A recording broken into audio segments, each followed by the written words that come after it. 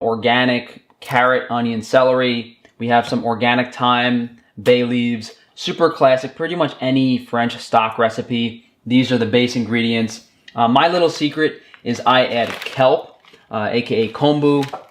This has a very high mineral content, potassium, magnesium, calcium, iodine. This adds an incredible amount of nutrition to the bone broth. Not only that, kombu has the umami flavor, so really makes it super complex, super tasty. I add this to any gravy, any stock, makes it amazing.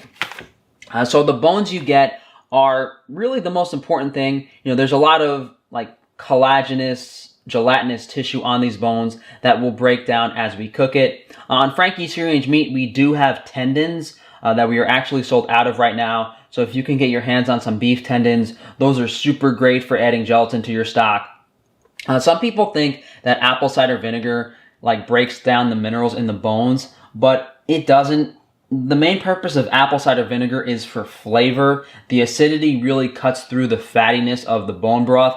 Maybe the acidity helps break down, you know, the collagen a little bit. You know, unless you're literally submerging bones in only vinegar, water with a little bit of vinegar isn't acidic enough. So, and even if, you know, this could break down the minerals in the bones, the chelations, calcium carbonate in bone isn't really that bioavailable to digestion.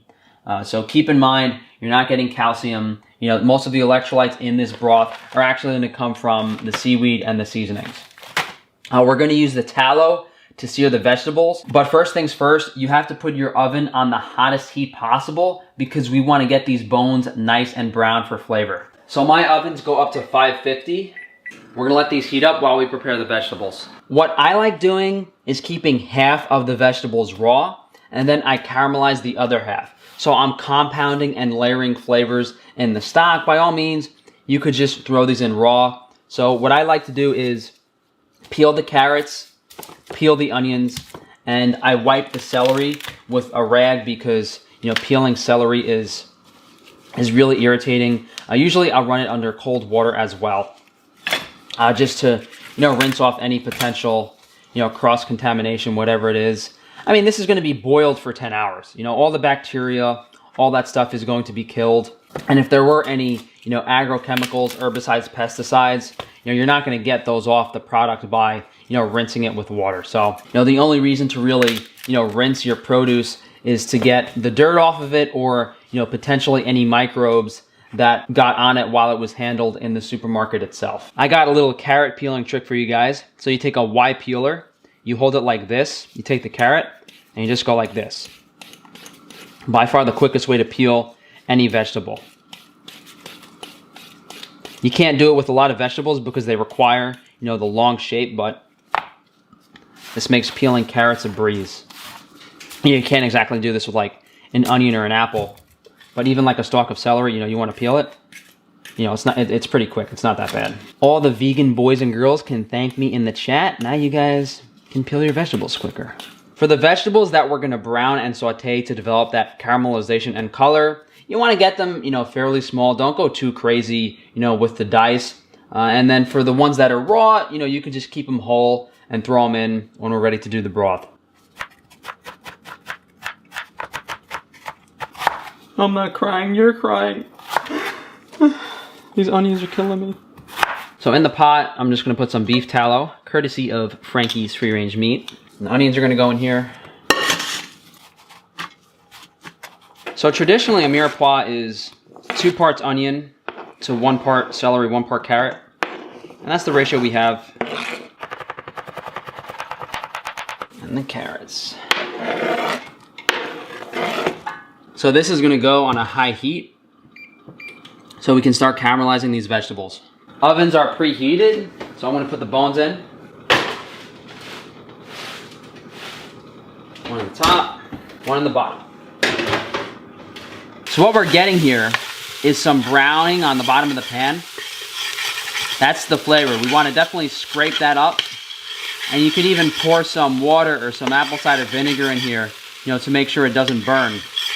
So I've been deglazing the pot with some apple cider vinegar here. I've added about maybe 3/4 of a cup so far. Just making sure we're not burning the bottom. You know, as you can see, you know, we've built up some nice brown fond on all of the vegetables. So the bones look like they're browning on top, but we definitely want to flip these over and get browning on both sides. And I would say this is going to take about 30-40 minutes total in a very hot oven.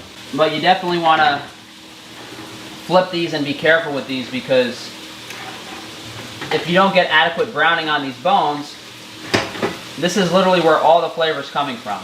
See, we got a lot of dark browning. Put some water in there. Scrape up all that flavor. And this is pretty much good to go. We're just gonna wait on the bones. Looks like the bones are done. Nice color on top. All right, so the bones are just gonna go in the pot. Now this looks like this isn't gonna fit in one pot. So we'll take half of the cooked vegetables from this pot and we'll put it in this one. Don't worry about being exact if you do this, because we're gonna combine the broths at the end anyway. What you wanna do is take the sheet tray and scrape all of that fat and flavor into the broth. Now we add the raw vegetables.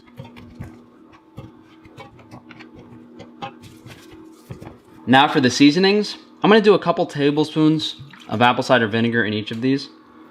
You could always add more after it's cooked. Do a couple sheets of kelp in each one.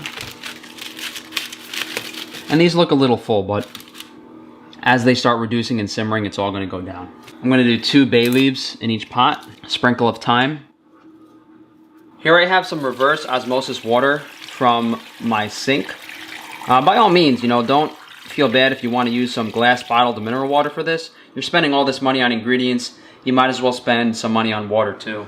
So the heat is on medium. I'm gonna bring these up to a light simmer, and then we're gonna lower the heat all the way, let them go for a couple hours. It's gonna reduce, and we'll probably add a little bit more water. Total cooking time for this, you know, 12 to 15 hours. So the bone broth has been going for about 6 hours. As you can see, everything has, you know, gotten a bit darker, kind of less life to it, less vibrant. It's reduced a little bit, and you know, if you take a look at this, there's like a couple bubbles coming up here and there. That's exactly what we want. You want to keep this as low and slow as possible. So we're gonna let this go for another 6 hours, and then it should be done. It has been a long day of simmering, 12 hours to be precise. So now we're gonna strain out our bone broth. You know, at the 12-hour point, all the flavor has been extracted from the vegetables and the bones, and any further cooking is only gonna add like a burnt flavor. If you wanna reinforce this further, you know, strain it, then reduce it, or even add fresh vegetables and meat.